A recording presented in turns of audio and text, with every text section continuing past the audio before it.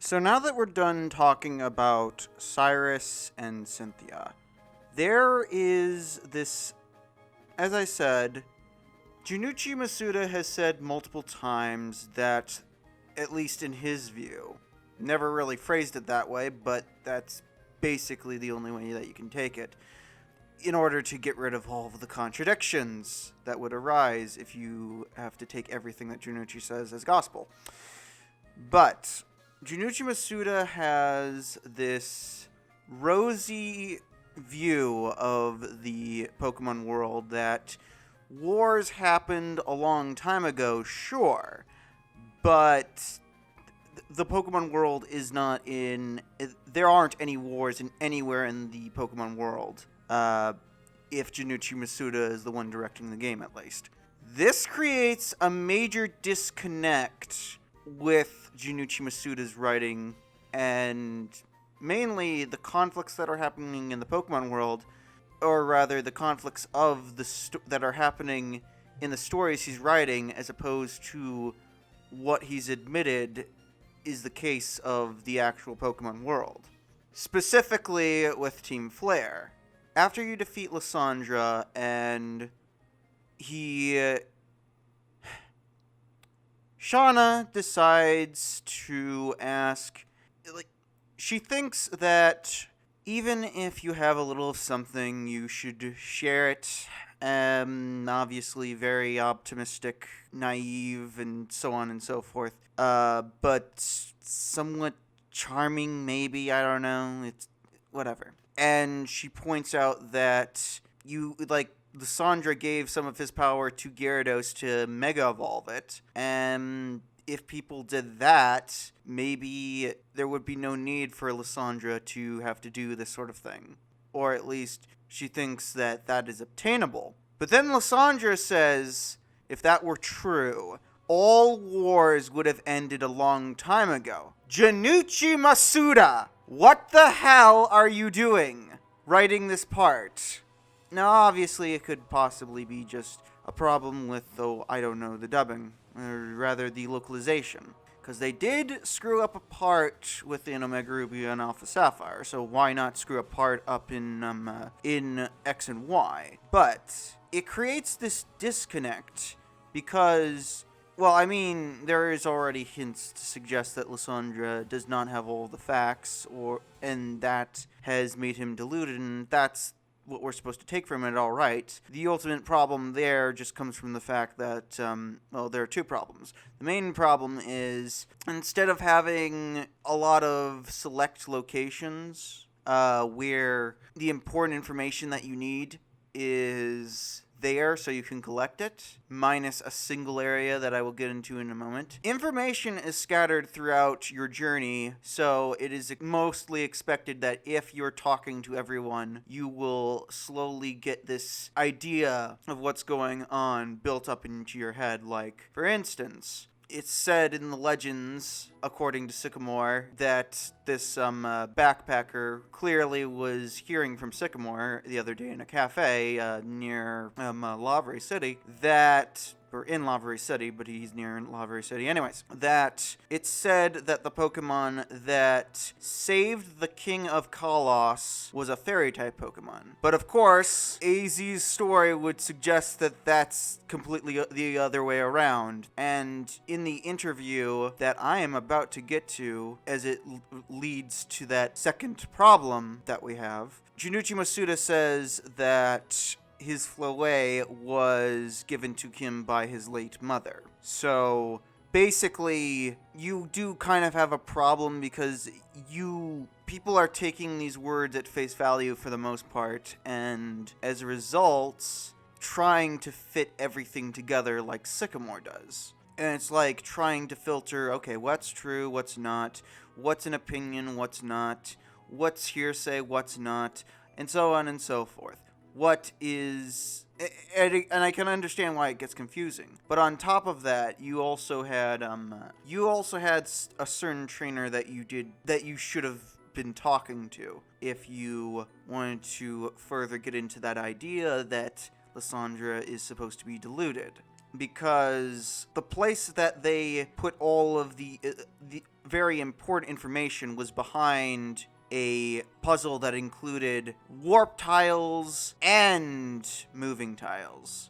And so you have to go through the effort. It's not designed in a way to which you will find this place. And the only maybe saving grace in that you might, because you learn that the that floor is the exactly replicated on a secret floor that you go to in Lysandra Labs. And so maybe that might hint someone that, oh, there's a room like this on the other floor, and I don't know, maybe this helps to getting to that, because you do have to go to that replica of the room. But it includes the fact that Lysandra talks about how he has a journal, and it's referenced in Ultra Sun and Ultra Moon when he says, I like he is the only one out of Cyrus and Archie that spends like a second asking the question, if I had met someone like the player, like you, basically, perhaps things would have been different for me. And then after just a second, a little beat, he immediately snaps and says, no, if I can create a world, if there is a way to create a world, to what was it? To create a new world, or to accomplish my goal, or whatever the hell it was, I will take it, even if it means I can only save a handful of the old world. So if you thought it wasn't Lysandra that had written this, in the same way that it's strongly hinted that Cyrus and not Charon is the one who wrote the journal within the secret Rotom room in Platinum, well, this would be further evidence beyond the interaction with the Rotom Dex and Cyrus in Ultra Sun and Ultra Moon that these are hints that they are the ones who wrote the journals, especially because there's this juxtaposition going on, which I will get into later, not in this video. But in that, he talks about how when he was young, he traveled the Kalos region, and he gave presumably money or something to that effect to people of the Kalos region, and specifically the poor and whatnot, because they had nothing. But, and obviously if you've seen the anime or something to that effect, this gets brought up, and it's the only thing really. But it's more so I find that in the anime it's done in a sort of, oh, poor me, or something to that effect. But Lysandra in the journal just says, will fools like this consume the Kalos region? And obviously we know that Lysandra is by no means a humble character, at the very least. He can be quite arrogant, if nothing else. But in the game, you come upon a Pokemon Ranger, and he says that he couldn't have become a Pokemon Ranger if it weren't for a certain benefactor. And he reveals that that's Lysandra, and that's before you get to Anastar City. So it does seem to paint this picture that not everyone would necessarily have the knowledge that it exists, because they don't think that they're going to find this by battling a certain trainer or whatever. And in some cases, they're actively avoiding battling certain trainers. But it does seem to strongly help the argument that Lysandra is deluded, and that he very much seems like he wants to be like AZ in his plans, but he thinks the world is more corrupt than it actually is, especially if we're going by Junichi Masuda's view of the world, because he's the director of the game. But in reality, he's doing the same thing that AZ's brother did before the ultimate weapon was used, and he had presumably a change of heart. Because there definitely seems to be a parallel between what AZ's brother did, gathering a legion of greedy souls to take the Kalos region.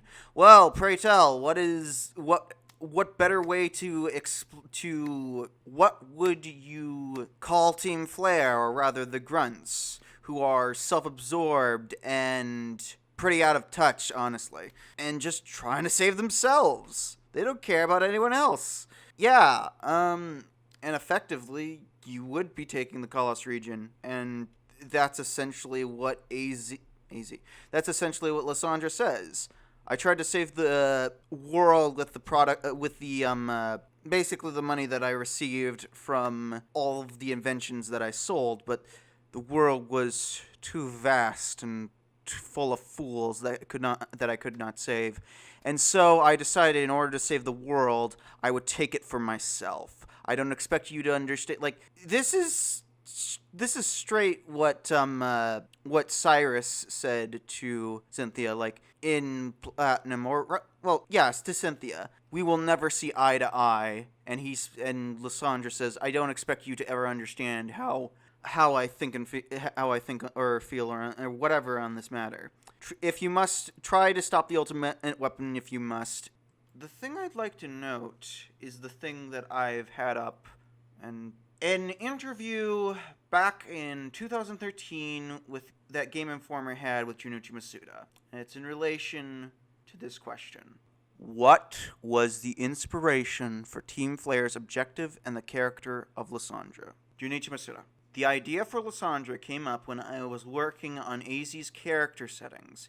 He's a person who thought AZ's ultimate weapon was brilliant and became obsessed with it. However, he's more obsessed with what he could do with the weapon than what the reason for its creation originally was. Sure, I wanted to express how terrifying obsession can be with this character. Now, maybe possibly to drive that home beyond what X and Y stand for, which are the X-axis and the Y-axis, which is the idea that people, especially, of course, in the Pokemon world, and in the real world, of course, can think in such contrasting ways that it can seem like there's no common ground.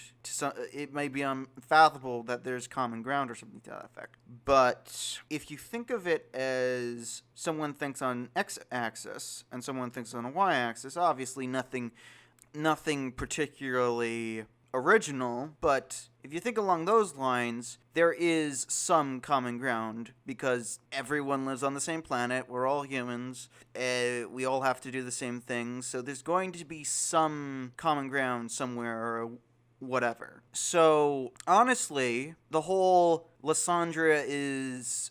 this is to express how... the core of Lysandra's character is to express how terrifying obsession is. And keep in mind, you can say that Cyrus in Platinum is obsessed. You can say that Getsus in Black 2 and White 2 is obsessed. And you would definitely be right, in my opinion. But neither of those games were directed by Junichi Masuda, so this is his time to take a crack at it. And he could have just left it at that. He could, but I think by making Lysandra by having some common ground with Lysandra, you can potentially see how he arrives at these conclusions. But which would you say is worse?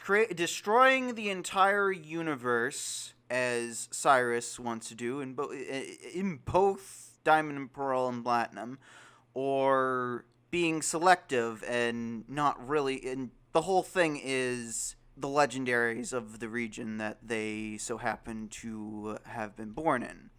Because they're trying to tackle the same problem for the most part, and they think it stems from different things, but one has a certain legendary, one has the other, and I'm not sure if this dovetails into the next part that I wanted to get to. It seems to. The main thing I wanted to say is that I strongly respect Junichi Masuda for... I'm having a hard time saying the word humanize for someone like Lysandra, but it would have been so easy to just make him someone like Cyrus or Getsus in those games that I mentioned, but they didn't. They made Lysandra extremely cynical. Many of the things that he says, like, okay, you can agree with it, to very early on in the game, like, but you don't know what the future isn't decided yet.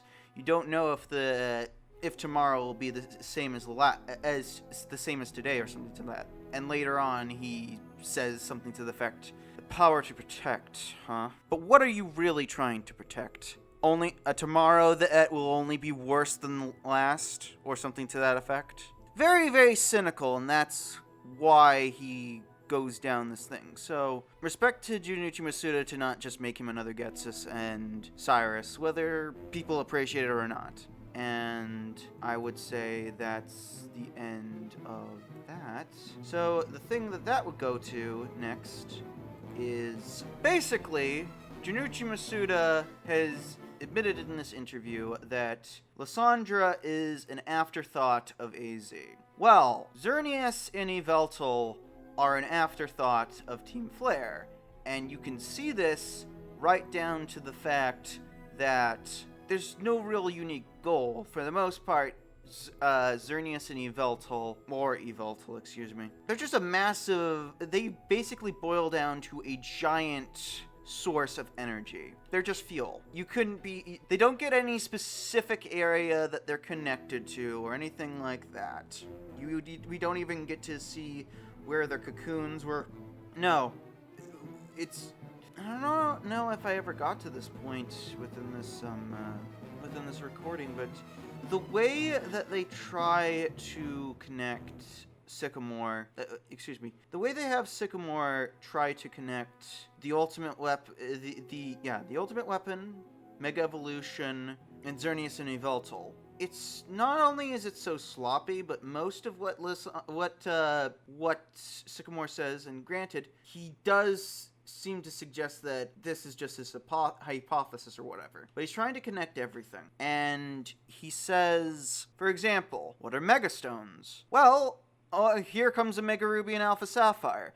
Oh, we've got this meteorite that we get, and over the course of time, by the time that, I don't know, you defeated Xenia the first time, it's now glowing with 7 different colors or something like that, and it's not a rainbow. It clearly is a megastone. And the fact that you end up feeding it to Rayquaza would further suggest that megastones and keystones, and as it's strongly implied, the red and blue orb in Omega Ruby and Alpha Sapphire, they're all meteorites. They're just irradiated with different energy, which is what Sycamore theorizes megastones are. He says that he thinks that they're like irradiated evolutionary stones or something to that effect. But they're not, or at least none of the evidence would suggest that. But it would also further along the idea, combined with, okay, you have these different energies and they change these stones.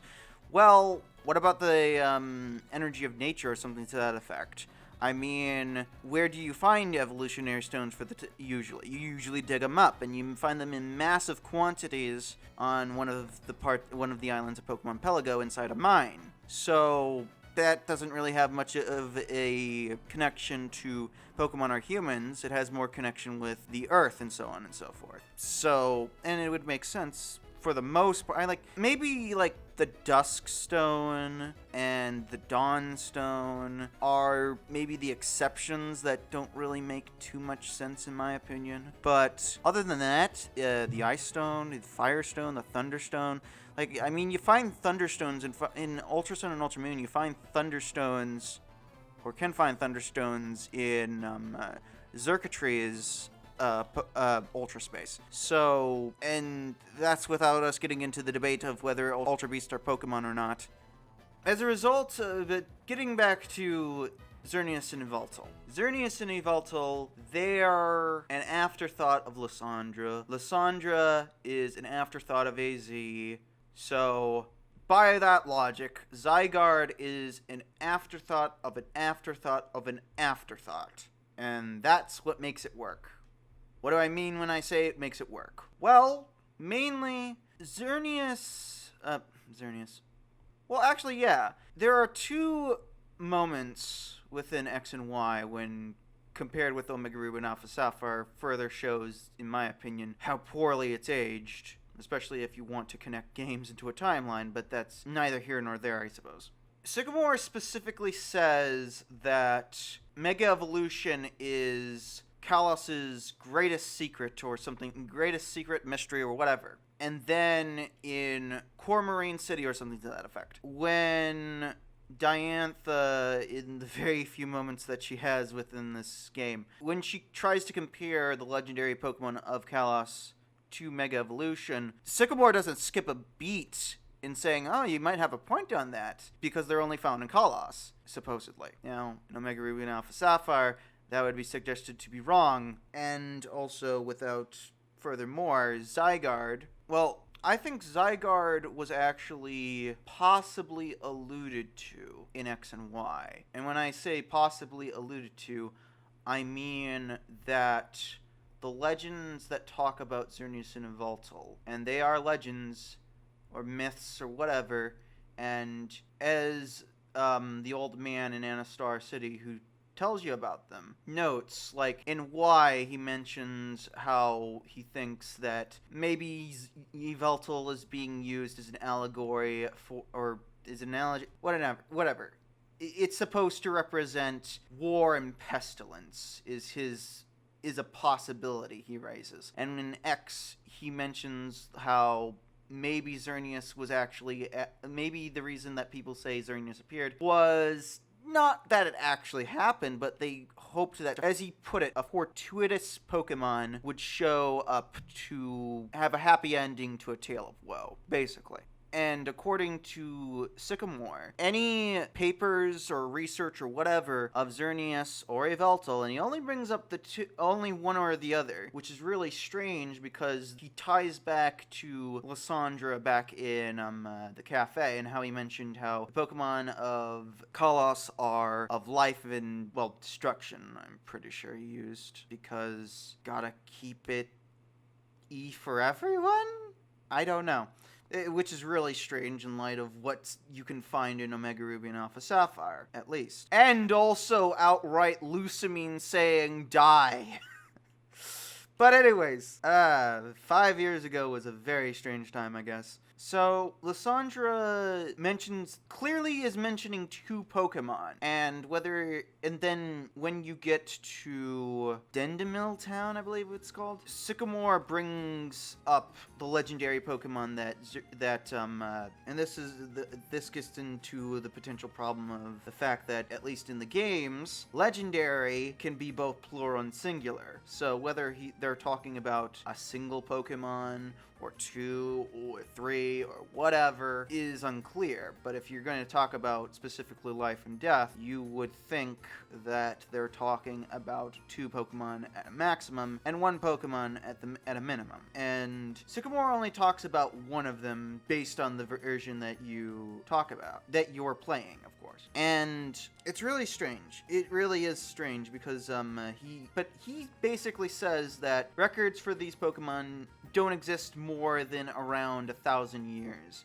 And the old man in Anastar City mentions how the legendary Pokemon, presumably when they reached the end of their lifespan, Xerneas and Yveltal, well, they went into hibernation, but it's said that Xerneas releases all of its energy, its horns supposedly glow, which I think is mentioned in the Pokedex, or whatever that means at this point in time, and that's how it shares the ability for someone to become immortal. And I guess that's why some people want to wrap in Xerneas having some connection to AZ, even though he mentions neither of these Pokemon. And apparently Sycamore just hasn't bothered to ask AZ, which, hey, we can't really find AZ after in the post game, so for all we know, Sycamore had no luck either. And with Yveltal, it's strongly suggested that a lot of people fucking died and just started dropping. And honestly, this gets into an interesting question that I don't know if Junichi Masuda even was thinking about. I really think that he was talking about Zygarde for the most part. But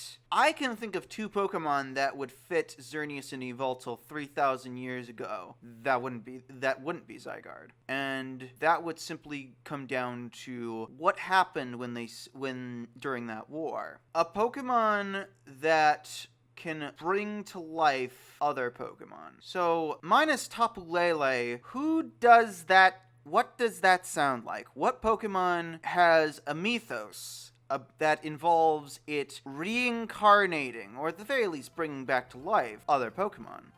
Yes, I'm talking about Ho-Oh. And with Yveltal, there's another, what could seem like people dropping like flies, as if their, I guess, spirit or whatever was stolen away from them by something akin to Yveltal. How about collapsing from heat stroke? Yep. Primal, or at least Groudon at least, they work equally as well, but I still would like to think that Zygarde is being mentioned here, because while it would be fascinating if those two Pokemon are there, and it's definitely possible 3,000 years ago, let me put that to you at least. But Zygarde 10% could be mistaken for Xerneas if it's not outright seen. In the same way that, I believe it was in 2015 or something to that effect, in the hints for Zygarde Complete appearing within the Volcanion movie, the outline of Zygarde Complete, or rather the shadow of it, was mistaken to be some transformation involving Yveltal. I think that's also a possibility. So, in the case of Xerneas, Zygarde 10%. In the case of Yveltal, Zygarde Complete. But hey, I could be wrong. Honestly, that just gets into a further... and the reason I ever thought that was a complicated thing that's not mentioned by AZ involving why the fuck... Well, here's the thing. In Omega Ruby and Alpha Sapphire, we learn in passing, like I said, the meteorite that we get slowly becomes a megastone, and then we feed that to Rayquaza, and that allows it to have the energy to mega evolve without having to hold a megastone. And in passing, Professor Cosmos basically says, yeah, there's human energy within Keystones. Well, according to Sycamore in X and Y, and this is yet another thing that he was wrong about, he believes that Xerneas or Yveltal's energy that got onto the Keystone is why it reacts to the, I wouldn't call it the sundial, but the huge monolith structure or whatever towering over Anastar City that is supposedly 3,000 years old, that you get your Mega Ring upgraded by touching it because there was a reaction. But in Ultra Sun and Ultra Moon, in Omega Ruby and Alpha Sapphire, we get a different answer to this, a different possibility that makes sense with what is revealed in Omega Ruby and Alpha Sapphire. And it's a very strange, very, very strange thing to consider. We learn that the reason Mega Evolution is a thing is human energy is basically a trigger to cause basically I would call it a chemical reaction, but that might not be right. That might be something that someone else at the Pokemon would say is wrong, say it's something else, but that's how it basically is, a chemical reaction, and that's what causes Mega Evolution. It changes the Pokemon bioenergy that the Devon Corporation has basically called the extract Infinity Energy. Took me a very long time to realize that was what was going on, because many people were saying that that's what we call it, and it is a shorthand for the most part. But Infinity Energy is not the official name for it. The product that Pokemon Bioenergy is made from is. So, okay, let's think about this for a second. Why would the Mega Ring be upgraded if the idea is that Xerneas or Yveltal's energy is on it? From touching this huge monolith, as crazy as it sounds, it would strongly suggest that within that monolith is a overwhelming amount of human energy, and I don't know what the fuck that's about, but who knows? Maybe we'll never find out. Maybe we'll find out very, very, very in the near future. Who knows? But Zygarde works as a third legendary because there is room for interpretation, because these legends and myths aren't entirely reliable, as opposed to the mention of Xerneas and Yveltal going into hibernation 800 years ago, at the time of X and Y. Now, that being said, there used to be this allure to finding third Pokemon, and it definitely started with Rayquaza, because I can definitely see the allure that you're in the post-game, you don't know if Emerald's going to be a thing yet, you don't even know if Fire Red and Leaf Green is going to be a thing yet, and you're presumably looking for Latios and Latios or something to that effect.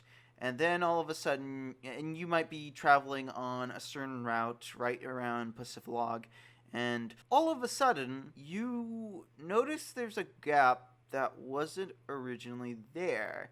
And then you travel north in curiosity, and then you just see this structure. You see this cave. You go into the cave, you exit the cave, and now you see this abandoned tower, and then you go into that tower, and minus maybe the first floor, you obviously want to explore, and then you see that this tower is crumbling, and so you have to use your mock bike to try your best to repeat and rinse and repeat to get to the top of this crumbling tower with your mock bike.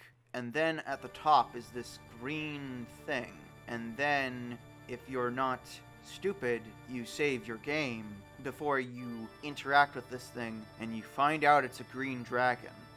And then there's that same allure you can find in Giratina, because same thing happens. Once you get the National Pokédex, you might be traveling the region trying to find...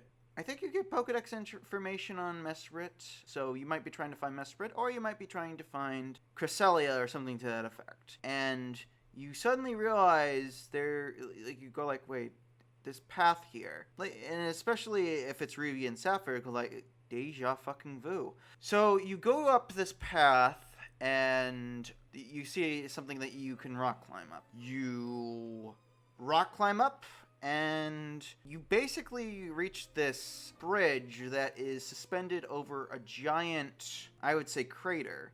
And if you open up the map by the point that you get to this place that is called Sendoff Spring, it'll finally be added that this is the fourth lake that was kept secret or something like that. And so you go oh, okay. So what do?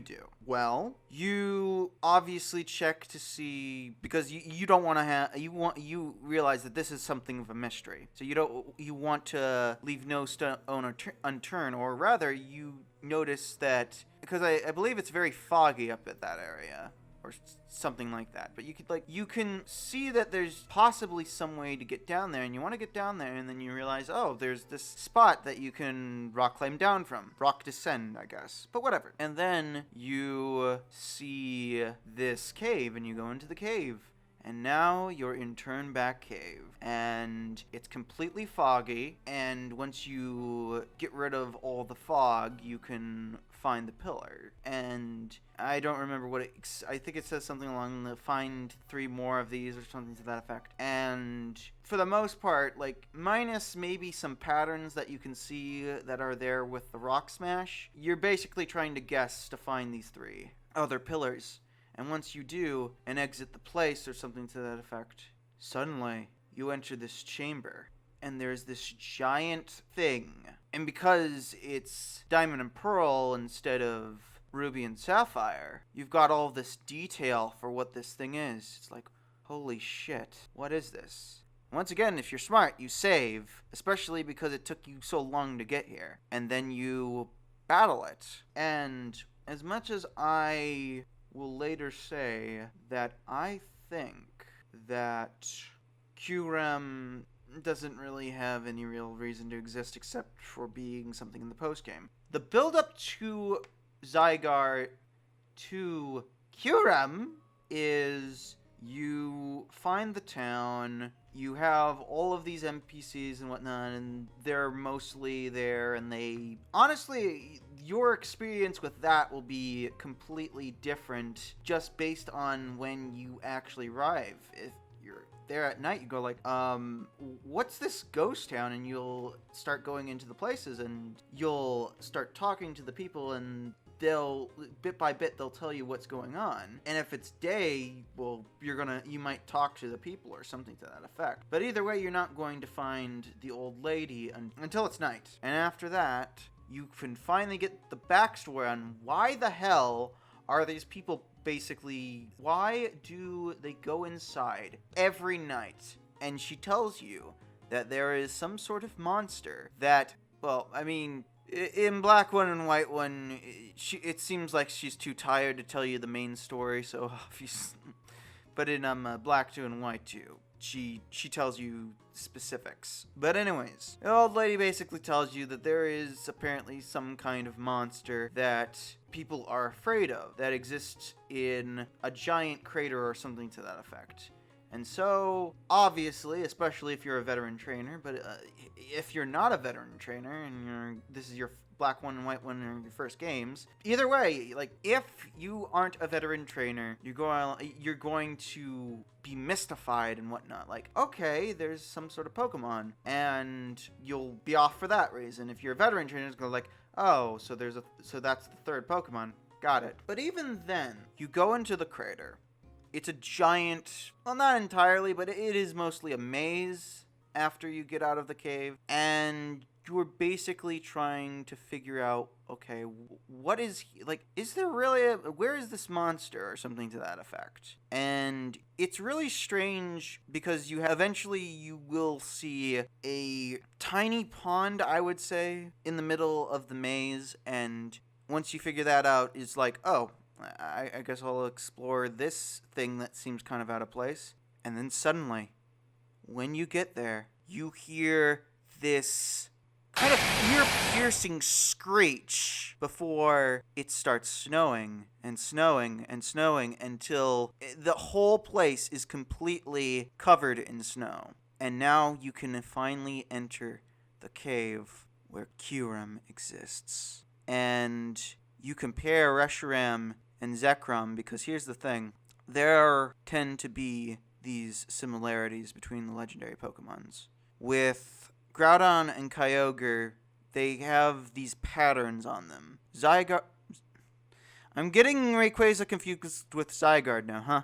Okay, no, Rayquaza has those same patterns. So you can, like, draw that there is maybe some connection, especially because it's at the top of this at the top of the sky, and if you know anything about the trio of from the sky, from the land, from the sea, or something to that effect. Okay. Giratina has the same red eyes that Dialga and Palkia have. So beyond being a dragon, Reshiram has these blue eyes. Zekrom has these red eyes. But even then, they at least have pupils. But Kyurem has these yellow eyes, but no pupils, like a parasect. There's just something unnerving about it, especially when you don't really know what the hell this is supposed to be. Even if you already know, or at least you can guess, okay, it's a dragon, it must have some relation to the other dragons somehow. Even then, for a time, it was, in a way, almost creepier than Giratina. Because when you open up Giratina's Pokedex entry, it mentions something. Well, it obviously depends on Diamond and Pearl. But I think it was specifically in Diamond. The Pokedex entry says that it was banished for being violent or something like that. But no one mentions it. At best, you could figure out, even though people constantly think that this is Darkrai, but the Veilstone myth.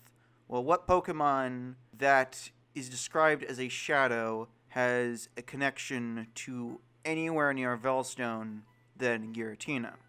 But other than that, and even in that story, Giratina isn't portrayed as this scary monster. It actually, for some reason, they portray it as this Pokemon that apologizes to the swordsman if you've never cracked open a book at Canalava City, which, fair enough if you haven't. But if you have, it says something along the lines of, if you bear your sword against us, we will exact a toll. And for that, I do apologize, or something to that effect. Kyurem isn't put in that light. Kyurem is outright said to be scary. It's outright said in Black 2 and White 2, it is called a monster before you get to Drayden. He wonders if it's only a husk at this point. And even then, he says that the Pokemon could or may not even exist. Because he's speaking completely hypothetical, and it makes sense because in Black 1 and White 1, there was no room whatsoever for Kyurem to exist. But even then, the build-up for this Pokemon, especially before Black 2 and White 2, well, maybe even after Black 2 and White 2, but that feeling that you got when that happened and all that, the setup and all of that, don't get anything like that for Zygarde. The best you get is the guy that was standing there who's basically waiting until you defeat Diantha. May say something about, oh, I heard there was like a monster back here or something, so I'm keeping a weak trainer like you from going back there. And the mine's map description, which is always there, mentions that the mines were abandoned after they discovered some sort of monster. So all things seem to point towards that, at least in X and Y, Zygarde was as known of as Rayquaza was in Ruby and Sapphire, or better yet, Giratina in Diamond and Pearl, and even Platinum to some extent. But that doesn't seem to be what... It seems to be much more well known by Sun and Moon, which is strange, but But there's absolutely no build-up whatsoever. Once you're past that guy, you're in Zygarde's chamber, and... Okay, there's the third Pokemon. Time to do this. That's all there is to it. For people in the States, we had to wait more than 2 years to figure out what on earth they were going to do with Rayquaza. So, in a way, it's kind of fitting, but also kind of depressing that after that, we were just left to imagine what on earth Zygarde was going to do until Pokemon X, Y, and Z showed up, and as a result, Zygarde would get its forms and whatnot in Sun and Moon. 3 years later, for something that really didn't... Obviously, there was a mystery, but the mystery is all there really was. There was no real build-up beyond people starving to know what on earth is this Pokemon going to do in the future. And not much so far, if nothing else. Compared to what Zygarde got, and compare it with what Rayquaza, Giratina, and Kyurem got, and Necrozma was on the right track. I know 2 years may, in some cases, seem like a very long time, but with Necrozma, you complete the UB mission side quest, and after you've caught all of the Ultra Beasts, all of a sudden, Looker comes yet again, screaming in Spanish or something to that effect, talking about how he saw this Pokemon that was black and it somehow refracted light or something to that effect. And he's certain that it's an Ultra Beast. And then Wicca tells him, yeah, as far as we know, that's not an Ultra Beast. Which is really strange when you think about it, because Ultra Sun and Ultra Moon show that there were 2 other Ultra Beasts that the Aether Foundation was completely unaware of. So, you're now tasked with trying to find this third Pokemon, and honestly, I think this is the point where it would have been very good if they could have, the second that you get into 10 Carat Hill or something like that, that either the Pokemon would be waiting within the crater, or that its model would be searching through the various tall grasses, and then when you see it, you go like, wait, what the fuck is that? And then you're challenged by Necrozma. That just seems like that would have been so much better than what we got. But if we're going to compare Zygarde with Necrozma was done better. It's just, there's so much potential that was not utilized well enough, and even Kyurem, I would say Kyurem is the top when it comes to these things, but even Giratina and Rayquaza do leave a very strong memory on how they were handled, if nothing else. And Zygarde was a little bit better. Zygarde. Necrozma was a little bit better, but whatever potential that Necrozma had in Ultra Sun and Ultra Moon was completely taken away from it. Because if you're at least part of the plan, you're part of the frickin' plan.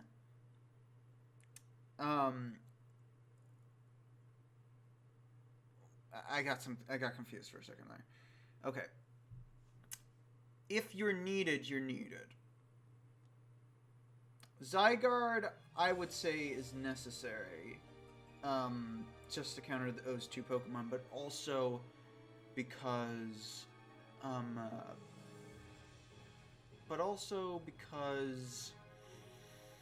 if we're talking about X and Y axis, for a 3D game, you're gonna have to have a Z. And with Necrozma, like, Kyurem, what I'm basically building up towards is, if we're going by the original games, the pecking order, in my opinion, is... No, excuse me, I was going to go in order. At the top, you have Zygarde. Because it's so simple. And at the bottom, you have Necrozma.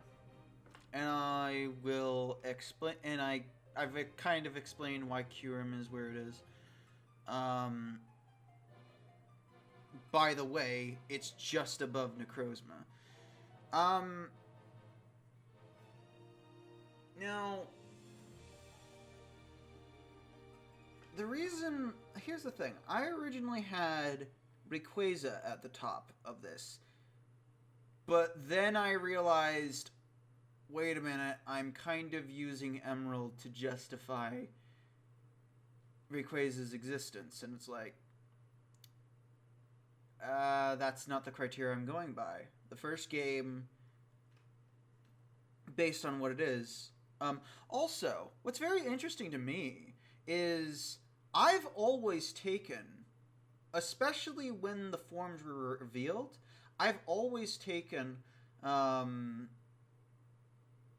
in some way, the Pokemon that appeared 3,000 years ago to be Zygarde. And it's not hard to see why to some degree. I mean, when we just had the shadow of Zygarde complete for as brief of a moment it was going to show up, there are some people who were saying, is that Yveltal? And in the shadows, if you look at Zygarde 10%, you might very well mistake it for Xerneas. On top of the fact that my major, like... So, I think that it's interesting because I think this, like, it was implying that there was more to Zygarde that Junichi Masuda wanted, but the backstory doesn't make up for the lackluster, oh, there's the third Pokemon. And Necrozma doesn't really have that. It doesn't really have that allure or anything like that. The best it kind of gets is the fact that after you catch all the Ultra Beasts and whatnot that you can in Sun and Moon, all of a sudden, Looker comes screaming Spanish, I believe. And tells you about this thing that looks like an Ultra Beast, that it's black, it was flying around, and it seemed to refract light or something to that effect. Or I don't know if that was specifically in the Pokedex at the time. And Wicca, after a while, Looker goes like, maybe I really am just seeing things. And Wicca basically says, yeah, according to us, that's probably not. There's no way it was an Ultra Beast. Here comes Q, Ultra Sun, and Ultra Moon, and Assembly, and whatever the other one is. I can't remember its name, and I can't remember its actual name. But anyways, it's a matter of, for the most part, it's kind of like a matter of trying to figure out, okay, where on Earth could it possibly land? And it just so happens to be, for those who honestly don't know, 10 Carat Hill. And you go out to the open, and you start looking through the grass, and eventually you encounter it. And in my opinion, it misses something. And I think that what it's missing is the actual thing having a model that they actually were able to use, or something to that effect. And, like, just it appearing in the tall grass instead of, oh, I don't know, waiting. It's like, even if it was waiting, or maybe if it was, like, actually moving through the tall grass or something like that, it's like, holy shit, what is that? That, like, something along those lines. But it's like, no, they drop, somewhere along the lines, they drop the ball. And here's the thing, it just, from what I can tell, it seems to be just downright to the fact, well, I was going to say technical hardware limitations, but Necrozma kind of shows up in Ultra Sun and Ultra Moon, and those are kind of on the same system, so I'm not sure if I can give it that. But the reason why I'll get to Necrozma again, don't you worry. But the thing that puts because here's the thing, I think that for the most part, Rayquaza and Giratina kind of have to be evenly matched, and in my mind, because and the reason why I have to put it lower than Zygarde, and I already told you, for the most part, it's just because Zygarde is simple enough that you can't really fuck it up, but it was also necessary. Nowhere in Ruby and Sapphire does it seem like there's any real need. And I specify the word need. I emphasize the word need for Rayquaza to be a thing. Because the story works just as well if you figure that the reason why you can't find Groudon and Kyogre, and I can't believe I didn't realize this, but I think I can't believe I didn't realize this for a very long time. I think that the inspiration really made it clear to me, though, because I always thought, like, where the fuck are they? If the other one's dead. They're always battling to the death, and one of them happens to be in the sealed chamber. And none of the orbs actually work insofar as to control it or stop it. The red orb draws Groudon to it, and the blue orb awakens Groudon, and obviously vice versa for Kyogre. And beyond the myths that you can hear from the old man atop Mount Pyra, which I guess is technically Phoebe's grandfather, the legends of the orbs calming Groudon and Kyogre, that seems to be false in Ruby and Sapphire, if nothing else, and potentially Emerald as well. As for what, like, there's like, I don't know if it's really entirely spoken as to why the hell Ground Kyogre would be in the Cave of Origins, but, I mean, obviously, once you know Emerald, you can, like, reason, oh, it's waiting there for the other one to show up. Well, that's not necessarily true. I mean, the closest answer you could get, maybe, is that there's an energy spot or something like that in the Cave of Origins, because that's what it serves in Omega Ruby and Alpha Sapphire. Now, once again, that's the closest I could get, because if the idea is that the other one is dead because it was killed by Groudon, or I'm not gonna get into that I'm not gonna get into that, but or waste my time with it. It makes a little like, I mean, I guess you could reason something like, oh, I don't know, Groudon and Kyogre were born in that place?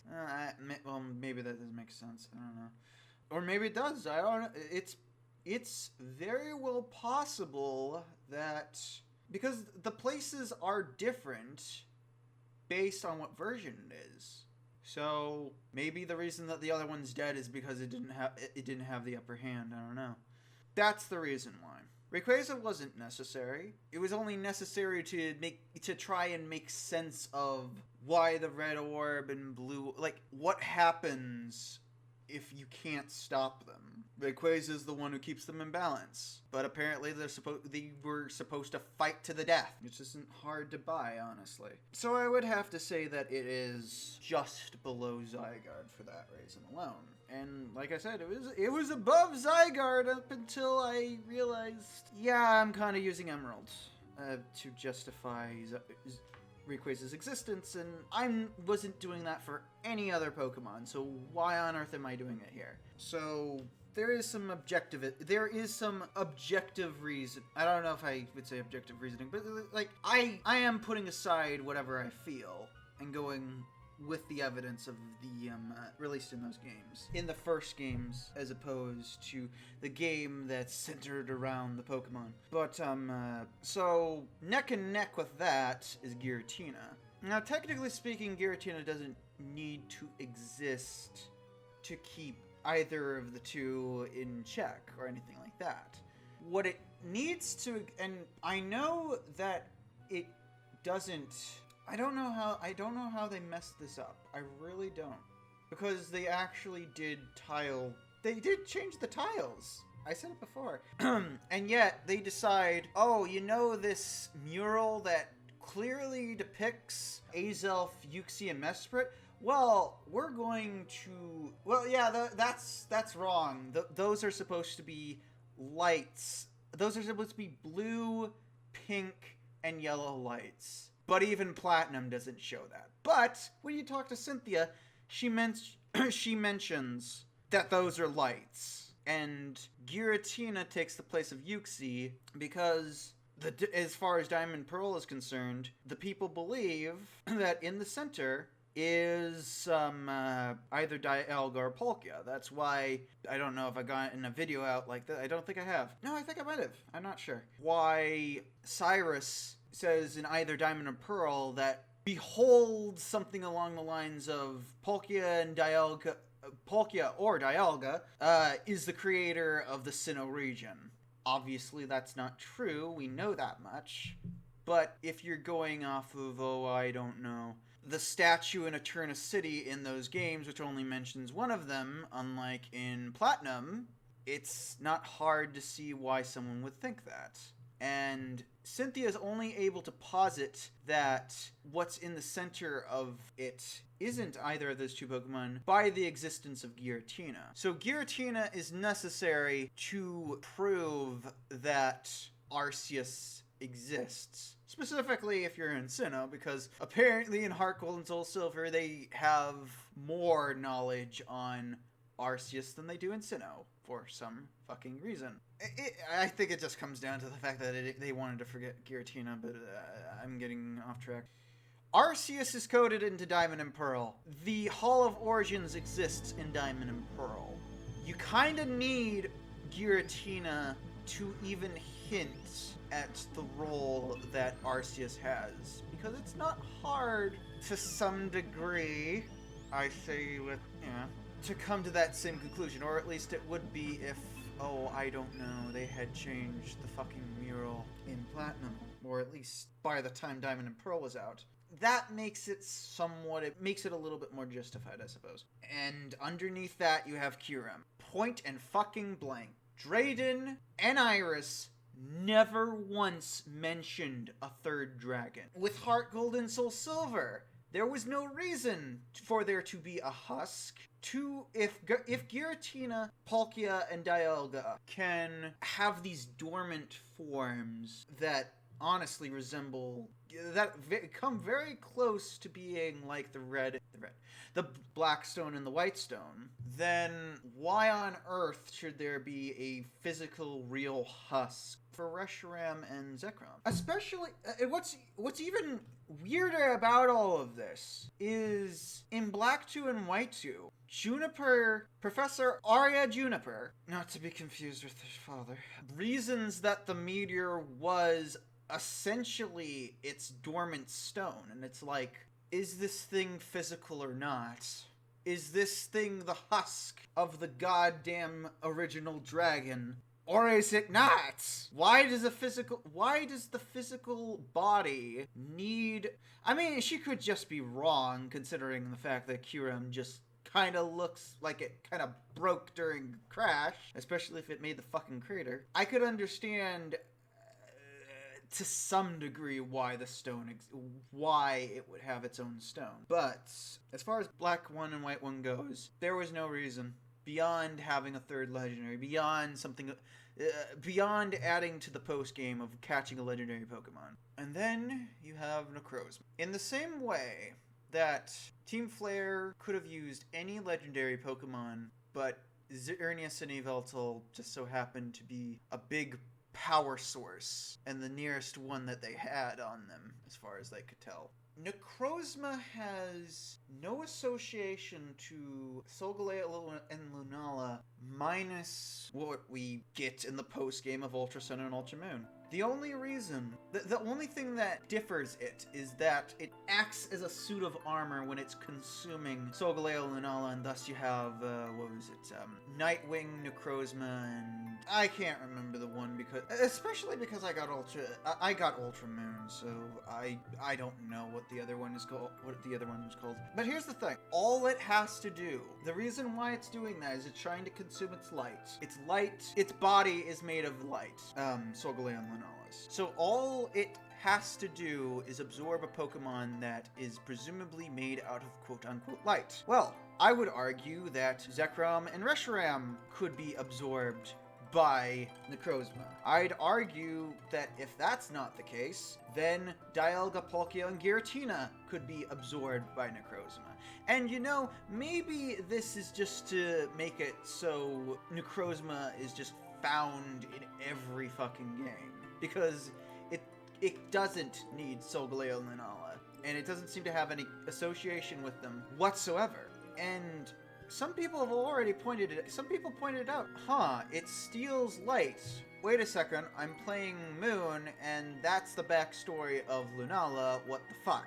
Yeah, it's like, and it's not like Ultra Necrozma is different in any way, shape, or form based on what it absorbs. No, the only thing that's different is the thing that it's trying to absorb and how those stats are different and how that Pokemon will then have the ability. But other than that, nothing. And here's the thing. The backstory of Solgaleo and Lunala makes it seem like Xerneas and Yveltal might also count, seeing as Yveltal, its backstory is kind of sort of recited in The Beast Who Devours the Moon, or the Beast Who Devours the Sun of Solgaleo and the Beast Who Devours the Moon. No, was it the Beast that Steals the Light?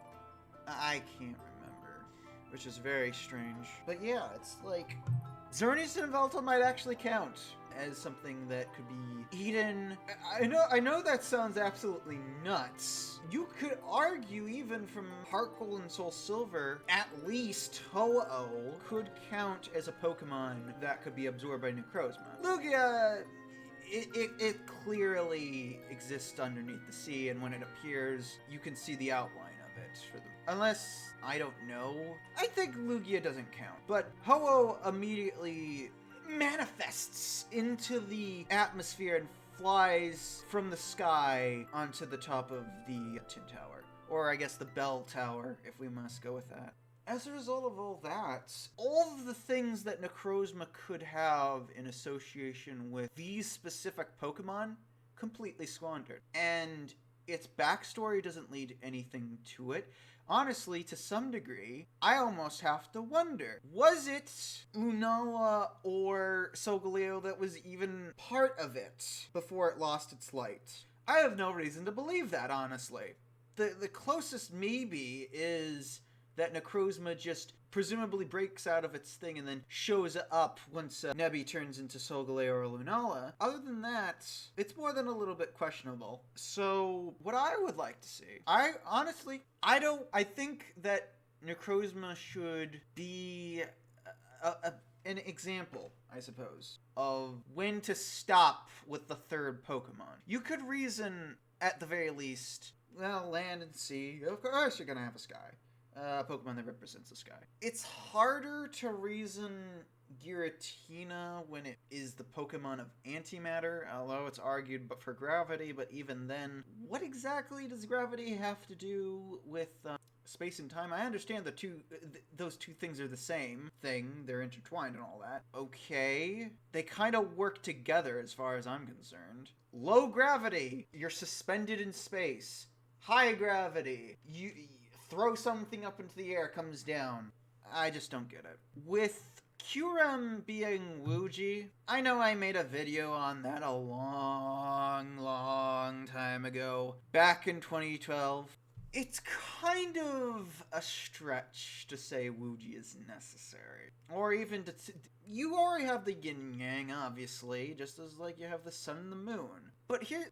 Wuji at least works to some degree, even if it's less known, because most people don't understand Wuji, and the best I understand it is it's chaos or something to that effect. And yin and yang, while they're opposites, they work in harmony. They harmonize with one another. And Wuji is the absence of harmony, which is obviously chaos. Well, maybe not, but it's something along those lines. But Necrozma, it's like, if it's supposed to represent the prism, which it very much does, that only appears in one fucking thing. Maybe it's a very widely known alchemy depiction, but even still, it's a little... on top of the fact that it just has no obviously, there's going to be a game later on that will probably try to better connect things than Ultra Sun and Ultra Moon could do because of Let's Go, which I say still kind of got in the way. I think I've gotten to my point there, and this is almost running on 5 hours. I'm probably going to go through this and cut out all of the dead air and longer or something like that. But for now, I think this is a good time to stop recording, and I'll pick up later on.